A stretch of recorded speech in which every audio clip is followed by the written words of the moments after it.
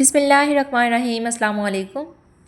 آسان اور خوبصورت عمل جانتے ہیں اس واقعہ میں حضرت عبداللہ بن عمرو بن العاص رضی اللہ تعالی عنہ سے روایت ہے کہ ایک آدمی نے رسول اللہ صلی اللہ علیہ وآلہ وسلم سے سوال کیا کہ اسلام کی کون سی خصلت سب سے اچھی ہے۔ آپ صلی اللہ علیہ وآلہ وسلم نے ارشاد فرمایا، تم ضرورت مندوں کو کھانا کھلاؤ اور سلام کرو، خواہ کسی کو پہچانتے ہو یا نہیں پہچانتے۔ سامعین، اپنے اس ارشاد گرامی میں محسن انسانیت صلی اللہ علیہ وآلہ وسلم نے ایک شخص کے دریافت کرنے پر دین اسلام کی ان دو بہترین خصلتوں کا ذکر فرمایا ہے جو مسلمان کی معاشرتی زندگی سے تعلق رکھتی ہیں۔ ایک ہے ضرورت مندوں کو کھانا کھلانا اور دوسری ہے سلام کرنا، خواہ کسی سے ذاتی تعارف ہو یا نہ ہو۔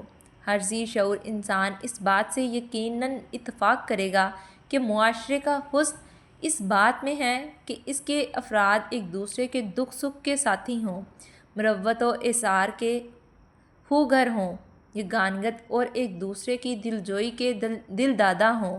نیکی اور خوبی کی کوئی بات مل جائے اسے اپنانے میں دیر نہ کرتے ہوں، شر اور برائی کی کوئی شکل نظر آ جائے اس کو جھٹک دینے میں تامل نہ کرتے ہوں۔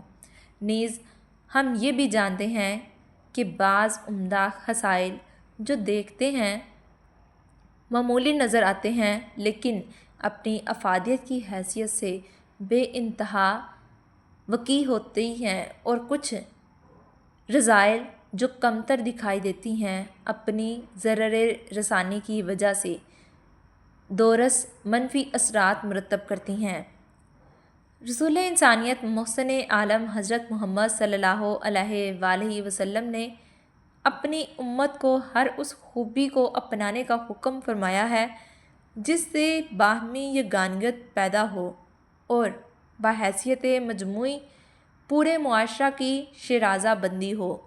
اسی طرح آپ صلی اللہ علیہ وآلہ وسلم نے ہر اس برائی سے بچنے کی تلقین فرمائی ہے جس سے نفرت، عداوت اور نزاع کا کوئی بھی پہلو نکلتا ہو۔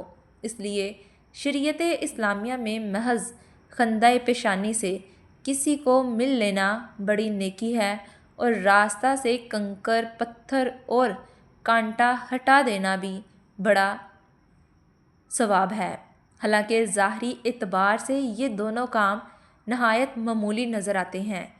حضرات، آج کے اپنے اس ارشاد گرامی میں جناب رسول صلی اللہ علیہ وآلہ وسلم نے کسی ضرورت مند کو کھانا کھلا دینے کو اسلام کی بہترین خوبی قرار دیا ہے۔ دیکھا جائے تو انسان کی مادی اور جسمانی ضروریات میں سب سے اہم ترین ضرورت کھانا ہی ہے۔ انسان کی زندگی بھر کی تگ و دو اسی کے گرد گھومتی ہے۔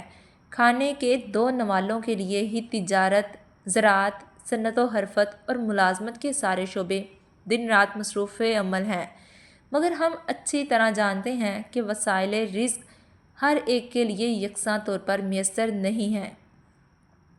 انسانی معاشرہ میں ایسا طبقہ ضرور موجود رہتا ہے جو کسی نہ کسی طور پر ایسی صورتحال سے دوچار ہوتا ہے کہ اسے ظاہری اسباب کی ضرورت زیادہ محسوس ہوتی ہے۔ کوئی قرض کے بوجھ تلے دب جائے، کوئی غربت و افلاس کے بھنور میں پھنس کر رہ گیا اور کوئی وسائل رزق کے حصول کی دوڑ میں اپنی تمام تر کوشش کے باوجود پیچھے رہ گیا۔ اب یہاں بات بے حس معاشروں کی نہیں بلکہ اس معاشرے کی ہے جس میں احساس ابھی زندہ ہے اور جو کسی کے دکھ درد کو محسوس کرتا ہے کہ اس میں ایسے سعادت مند افراد ضرور سامنے آ جاتے ہیں جو اپنی استطاعت کے مطابق ان کی ضروریات کی کفالت کرتے ہیں۔ کچھ صاحبان توفیق بڑے بڑے منصوبوں سے یتیموں، بیواؤں، غریبوں اور مسکینوں کی مالی معاونت کرتے ہیں اور صرف اللہ کی رضا کے لیے کرتے ہیں۔ یہاں اس حدیث پاک میں رسول اکرم صلی اللہ علیہ وآلہ وسلم نے بالکل نچلی سطح سے اس کام کو اٹھایا اور تلقین فرمائی ہے اور اس کا عملی طریقہ ارشاد فرمایا کہ تم کسی ضرورت مند کو کھانا کھلا دو۔ گویا یہ خدمت خلق کی بنیادی اکائی ہے۔ مطلب یہ ہے کہ محض زبانی کلامی کسی کی غربت یا خستہ حالی پر اظہار افسوس نہ کیا جائے، بلکہ جو کچھ اپنی استطاعت میں ہے اس سے عملی آغاز کیا جائے۔ گھر میں جو کچھ پکا ہے یا جو کچھ موجود ہے وہی ضرورت مند کے سامنے کر دیا جائے۔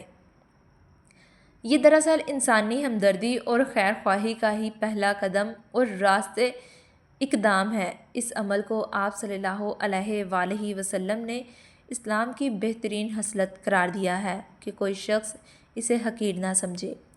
عمل خیر کے لیے جب موقع ملے اور جتنا ملے اسے فوراً بعمل لایا جائے۔